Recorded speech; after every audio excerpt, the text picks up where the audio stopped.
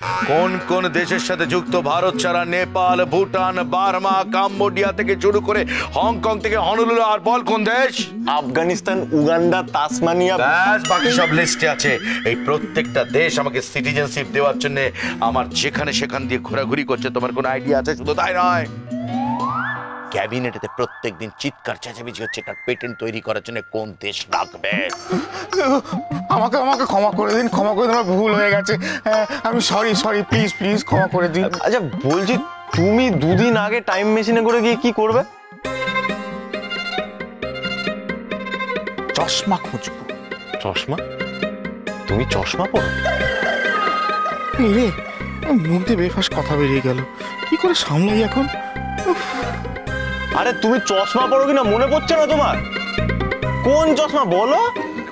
মানে কি ঠিক চশমা না, চশমা না। তাহলে আমি আসলে দেখতে যাচ্ছিলাম যে ছোট কাকা মশাই কত বড় সায়েন্টিস্ট। অনেক বড় সায়েন্টিস্ট। তুমি সেটা জানো না? তুমি বারবার একটা কথা বলো, কি তোমার এত বড় সাহস? আর তোমার এর মধ্যে কোনটা নাড়ু আছে যে আমাকে তুমি বারবার সেই কথা জিজ্ঞাসা করো? ভুল হয়ে গেছে, মুখ ফুচকে বেরিয়ে গেছে, আর বলবো না, সত্যি বলছি। আর বলবো না? তোমার অন্যায়ের কোনো মাপ হয় না, একটাই তোমার অন্যায়ের মাপ হতে পারে। তোমাকে আমার প্রথম গিনিপিক হতে হবে, মানে আমার প্রথম টেস্টার, যে আমার মেশিনের প্রথম টেস্ট করবে। এরপরে কি করতে হবে? কিচ্ছু না, আমি আস্তে করে এই মেশিনের মধ্যে দিয়ে টাইমটা সেট করে দেবো তোমার, যেটা টিপে দিলেই তুমি আজ থেকে 25 বছর পিছনে চলে যাবে। তার মানে তোমার ফুলসজ্জের পরের দিন তুমি চলে গেলে, যখন ফিরবে তখন তোমার ছেলের 22 বছর বয়স হবে। শুনুন না, বলছি না, খুলতে পারছি না, লাগছে, এটা খুলে দিন না। আগে টাইমটা সেট করে দিক, তারপর তো তুমি ঠিকঠাক ভাবে না, টাইম করবেন না, করবেন না। 9, 8, 7, 6, 5, 4। ছোটটা মেশিন যা, তোমার মেশিন আছাড় মেরে চলে গেল তো। গিনিপিক চলে গেল? হ্যাঁ, এই তাতে কি হয়েছে, তোমার এই গিনিপিকটা এখনো আছে। আমি হব তোমার প্রথম টাইম টেস্টার। না নিরু, তুমি হতে চাইলেই তো হওয়া যাবে না। কেন? কেন, তুমি বিবাহিত। তোমার স্ত্রীকে জিজ্ঞাসা করা ছাড়া তুমি এই প্রেজেন্টের থেকে পাস্টেও যেতে পারো না, ফিউচারেও যেতে পারো না। ও এই ব্যাপার। হ্যাঁ, বউটা কার? বউটা আমার তো। আমি আমার বউকে নিয়ে চাপ নিচ্ছি, তুমি সব ছেড়ে দাও, আমি দেখে নিচ্ছি। দাঁড়াও দাঁড়াও দাঁড়াও, ধানতেরাসে উপহার বলে বইয়ের কাছে ওটা নিয়ে যাওয়ার কোনো দরকার নেই, ওটা রেখে যাও। সরি, ওভার এক্সাইটমেন্ট, ধানতেরাস তো অনেক দেরি আছে। এই চয়নিকা দেবী, চয়নিকা দেবী, আমাকে একটা কথা বলুন তো, আমি না নিজে কিছু, চয়নিকা দেবী আমাকে একটা কথা বলুন না, আমি না নিজে কিছুতেই ডিসিশন নিতে পারছি না। কোথায় গেল? মনে হয় ঘরে নেই। ঠিক আছে, আমি বরং অপেক্ষা করি। সবাই তো পাইচারি করতে করতে অপেক্ষা করে, আমি বরং শুয়ে অপেক্ষা করি।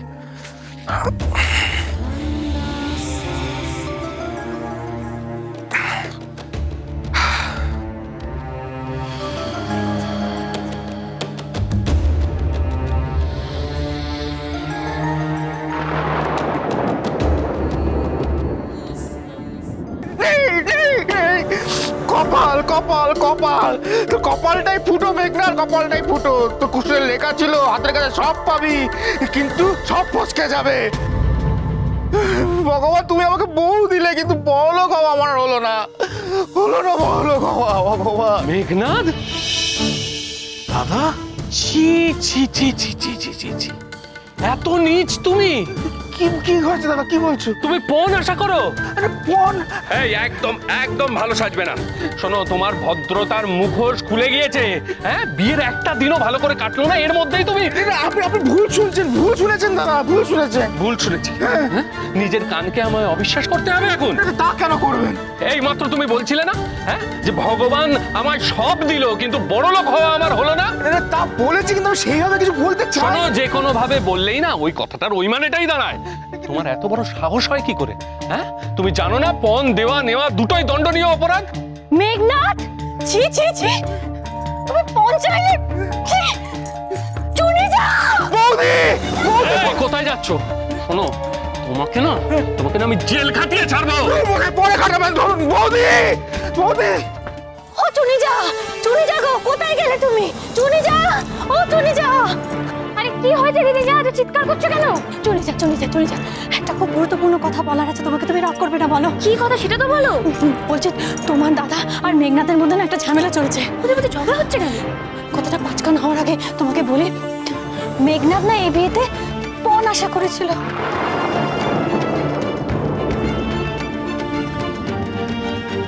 কথাটাও নিজের মুখে দাদাকে বলেছে। আসলে ওদের ঝগড়া শুনে আমি ওদের ঘরে গেলাম, তখন শুনলাম তোমার দাদা মেঘনাথকে বলছে ঘুরিয়ে ফিরে যাই বলো না কেন ঘটনাটা সেটাই দাঁড়ায় মেঘনাথ। আমি ওকে গিয়ে দেখি, দাঁড়া না, চুনি যা, মাথা ঠান্ডা। আমি তোমার দাদাকে ডেকে আনছি, দাদার সঙ্গে কথা বল। 1 মিনিট। হ্যাঁ চলে যাও, তো নিজেই আসছে, তুমি মাথা ঠান্ডা করে কথা বলবে। এই যে ব্যাপারটা কি তোমার? হ্যাঁ আমি সেটা বলতে চাইনি। তাহলে কি বলতে চাইছো মেঘনাথ দা? দেখুন, আমি পণের কথা বলিনি। আসলে আমার চাকরি বাকরি নেই তো, সেই জন্য ব্যবসার জন্য আমি কিছু ক্যাপিটাল চেয়েছিলাম আর কি, কিন্তু পণের কথা বলিনি। চুপ, একদম চুপ। কেন ঘুরিয়ে নাক দেখাচ্ছ তখন থেকে? কতটা বোকা মনে করো তুমি আমাদের? আমরা কি ব্যাংক না আমরা ফাইন্যান্সার? কেন ঘুরিয়ে পণ চাইছো তুমি? দাদা আস্তে কথা বলো দাদা, অপশাদি শুনতে পেয়ে গেলে দুঃখ পাবেও। দাঁড়াও মেঘনাথ দা, একটা সত্যি কথা বলো তো, কেন তুমি অপশাদিকে বিয়ে করেছো? কি উদ্দেশ্য তোমার? উদ্দেশ্য মানে আমি ওকে ভালোবাসি, তাই বিয়ে করতে চেয়েছি। তাহলে ছটপটির চশমা তোমার সুটকেসে কি করছিল মেঘনাথ দা? আর এই নীল রঙের বোতল, ওটাই বা কিসের বোতল? মাই গুডনেস, তুই জানলি কি করে? চশমা, আমি না চশমাটা কোথাও দেখেছিলাম। দেখেছেন? কোথায় দেখেছেন আপনি? মনে পড়েছে, চুনিজার বিবাহ বার্ষিকীর দিন। ওই তো ওখানে টেবিলটা সাজানো ছিল, তারপর চশমাটা এখানে পড়েছিল, তারপর আমি ওই চশমাটা আমি আপনার হাতে কেড়ে নিয়ে আমি তারপর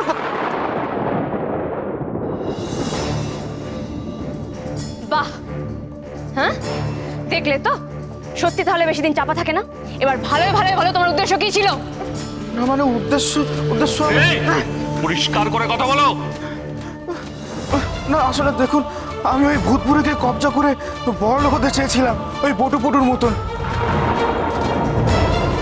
কিন্তু আমার ফাটা কপাল যে কি আমি বড় লোক। ফাটা কপাল? হ্যাঁ, ফাটা কপাল কি দেখেছো তুমি? তুমি যদি অপসরার বোন না হতে না, তাহলে আমি মেরে তোমার মাথা ভেঙে দিতাম। মেয়েটাকে হাতে ধরে আমরা জলে ফেলে দিলাম মধুজা, আর এই লোকটা বিয়ের একদিন যেতে না যেতেই নিজের রূপ দেখিয়ে দিল। তুই নিরুকে ডাক, এক্ষুনি নিরুকে ডাক, আমরা লয়ারের কাছে যাব। এইরকম একটা নোংরা লোকের সঙ্গে সারা জীবন কাটানোর চেয়ে অপশনটা একা থাকা ভালো। আমার কথা অবিশ্বাস করবেন না প্লিজ। আমি অপসরাকে সত্যি ভালোবাসি, আমার ভালোবাসা কোনো কাজ নেই। ভালোবাসা কি মনে করছো তুমি? তোমাকে না আমি জেলের ঘানি টানাবো। মেঘনাথ দা, তোমাকে আমরা ক্ষমা করে দেবো ঠিকই, কিন্তু একটা কথা বলছি, সেটা পরিষ্কার করে শুনে রাখো। যদি কখনো কোনোদিন আমরা দেখেছি তুমি অপসরা দিদিকে কষ্ট দিচ্ছ বা ওকে ঠকিয়েছো, তখন কিন্তু আমাদের থেকে বেশি খারাপ কেউ হবে না।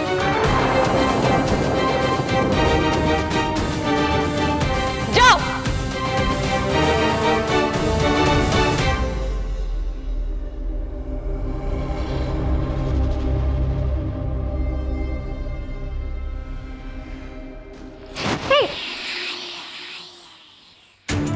ওহো, একটা কথা জিজ্ঞেস করতে তো ভুলেই গেলাম আমি। চশমা দিয়ে না হয় ভূত দেখা যায়, কিন্তু এই নীল রঙের বোতলটা?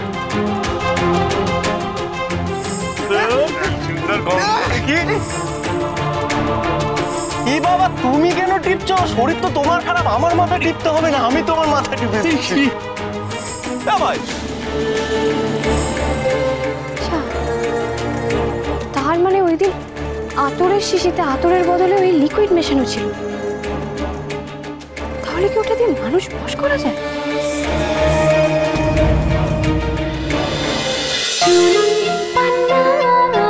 চুনি পান্না